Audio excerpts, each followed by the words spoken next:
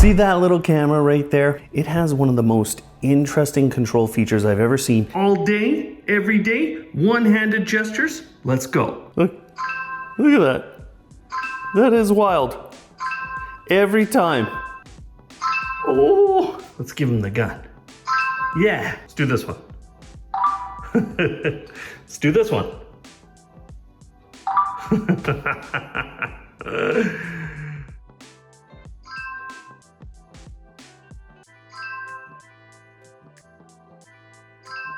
What you just saw are gestures being made towards the Aqara G350 smart camera. Those gestures can be read by the camera and then cause things to happen in your home. You'll see in a moment how we can limit this to people who live inside of our home, but that's how this feature works and what it can do for you. For now, let's get into a few of the tests that I did so you understand how well it will work for you. Let's give her. One of my first tests has to be how far away I can do this. So, working still, but watch this.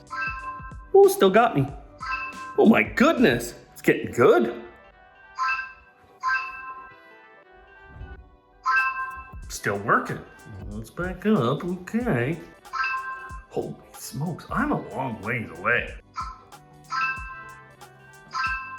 Still, honestly guys, that's 15 feet. Maybe even 20. I gotta measure that, hang on. Okay, maybe not the straightest measure, but 16 feet right there. I know you can barely see me now, but it's pitch black in here, and we've got 3 tests to do this evening. The first is just the basics. So yes, right here, I'm sitting on my couch, totally working.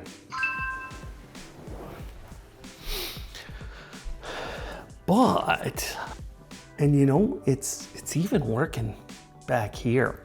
I can't do it with this out, but yeah, I'm way back here. So we did lose a little bit of distance. Well, no, that's about 10 feet. So I'd say that we lost a little bit of reliability. But we actually didn't lose that much distance. Where it struggles the most is kind of in the mid-range of light. If you have a little bit of light and the night vision isn't on, it does struggle. But I'm gonna turn on the facial recognition now. Let's see. Right here, under gesture, I just turned on the face authorization. Now, I'm gonna go sit down. Let's see. Yep. It can still do it in the dark. Unreal. But now, if I turn my phone towards the camera, still working. Pretty good. Okay, I got one test left. This is my test. All right, now the camera doesn't know it's me. So I'm gonna hold this up to my face and it'll probably bring down the brightness a little so it looks a little more natural to the camera. But let's get that in front of my face and let's see. Yeah, I've tricked it. So, if you have my face, you can run my automation. Please don't steal my face. Yeah, they shouldn't send me these cameras. Okay, let's see if I can do it with this. What's going on, bub? Play it. Do it. Pulverine doesn't work. Hey. Ah, works once it's me again.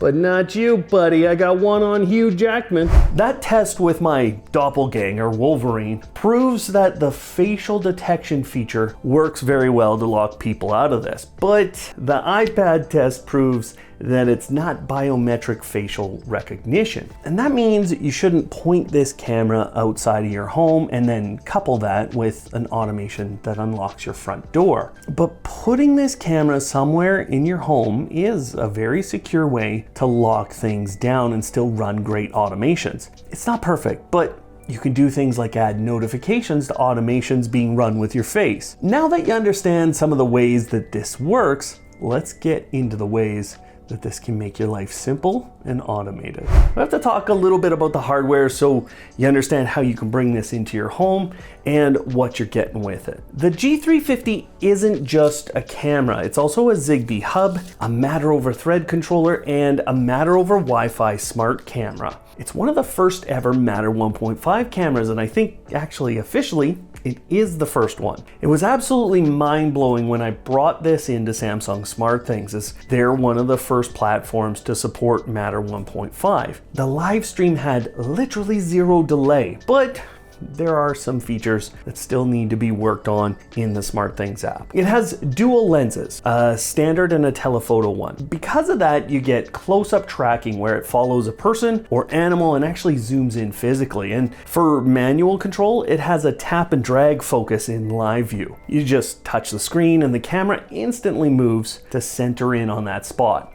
It's the best live view control I've ever used. On the storage side, this is a huge win for local smart homes. It's a plug-in camera from a power perspective, but it uses Wi-Fi to connect to your home. You get local RTSP streams out of the box. You can drop in a 512 gigabyte micro SD card, and once you do, it unlocks NAS backups, pushing video to your local server, either live, hourly, or daily. The only weird omission in this camera in 2026 is it does not have color night vision. Otherwise, all of the features are easy to access inside of the Aqara app. Just be aware though, advanced AI features like vehicle, package, and fire detection, plus some video summaries, are locked behind Aqara's Home Guardian subscription. But the gesture control, completely free and revolutionary. So let's test it. The G350 has an incredible number of detection options. Most of them are free, it's just those few I mentioned. In fact, I've never seen smile detection, and I can tell you that that works really well. But to get started with this feature, find gesture detection under AI detection. There are a number of settings here, including the basic toggle to turn on this feature, a toggle that restricts it to specific faces in your home, and then control options for when and how it works. You can decide to do these secret handshakes with 1 or 2 hands, and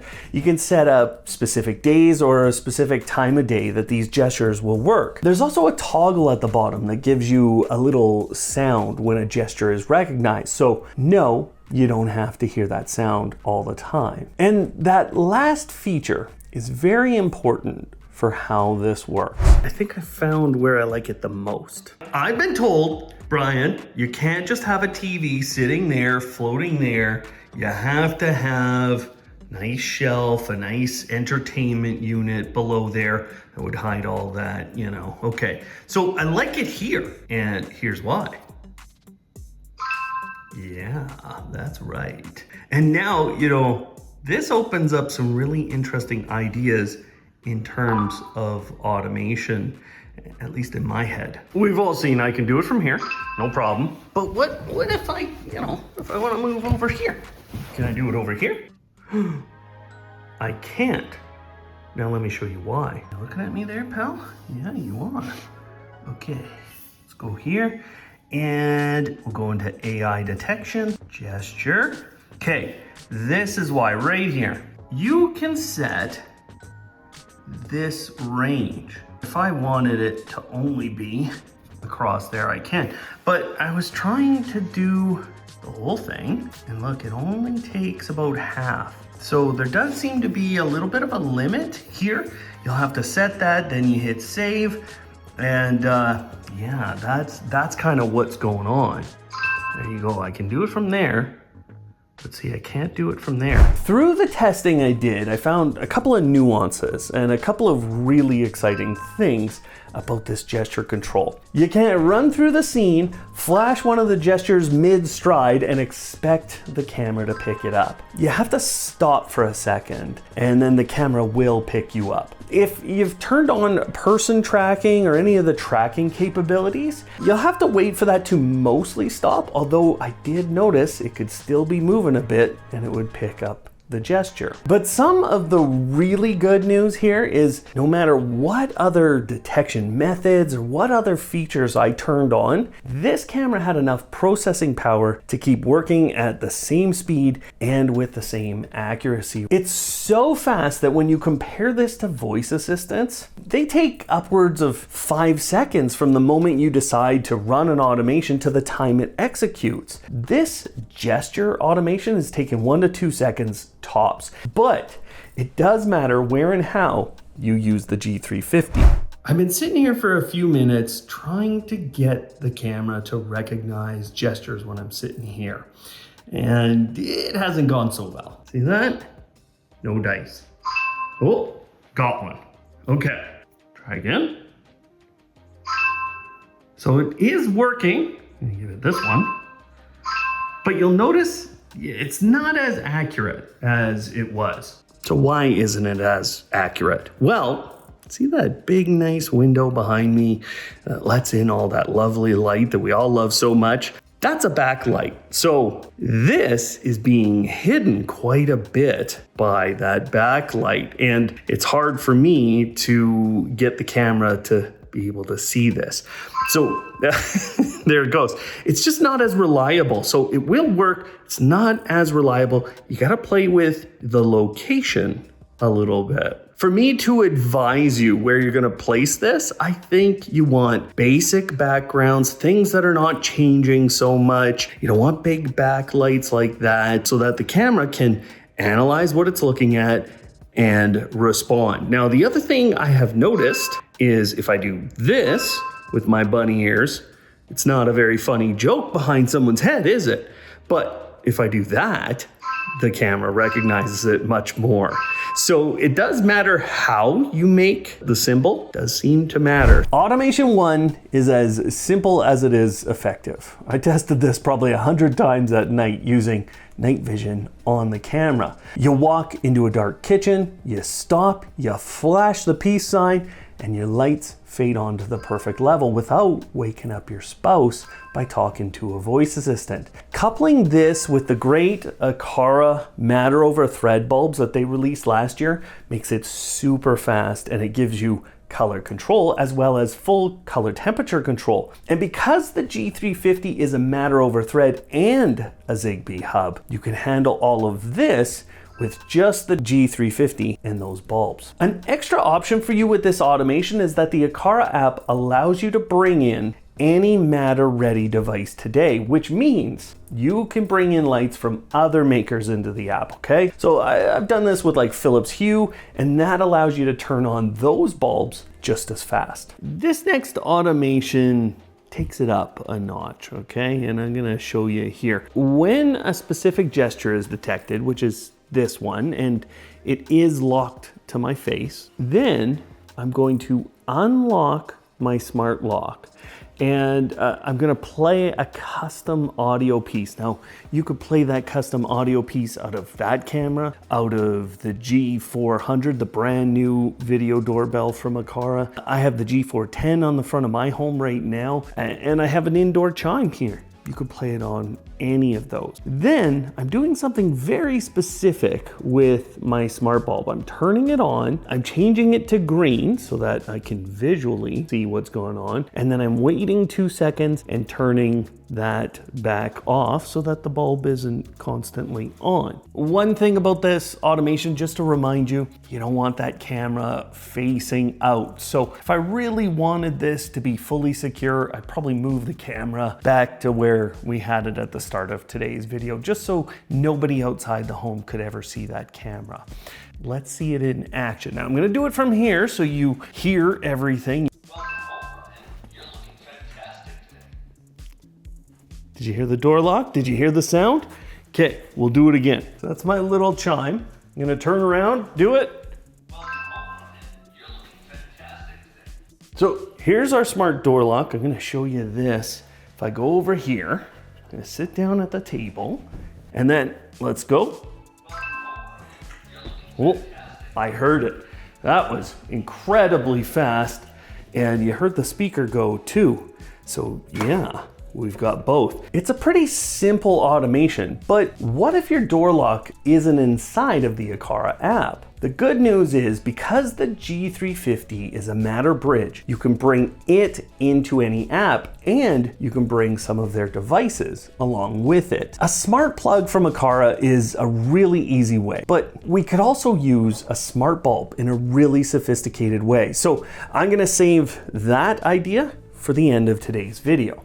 Now, Aqara makes great gear, but what if I want to control my Lutron shades or my Apple TV or my entire smart home with these gestures? Well, Aqara kind of locks the gestures into their ecosystem, but there's a brilliant universal workaround that works no matter what hub you use. Because the G350 is a Matter hub and a Matter bridge, any Aqara Zigbee device you connect to it is passed straight through to any app in your home. It takes a few minutes in the app to do this, and I will link a tutorial down below so you can see how to use this feature. Now, most of you will want to use a nice, cheap Aqara smart plug as an invisible bridge. I plug it into the wall, kind of keep it out of sight, and have nothing attached to it, nothing plugged in. For our last automation, I actually haven't tested this at all, so we're gonna see how it works, and it could be an absolute disaster. So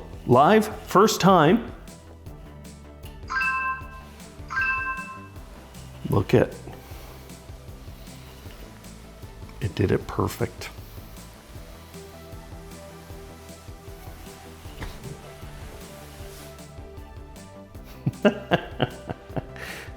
It turned that on, it closed these, and you know, all of that, so there's the red bulb. It's telling me, okay, you've just done all that. And this turned on instantly. Now, what I'm doing at that point is I'm turning on a smart plug and that smart light, and I'm changing it to red.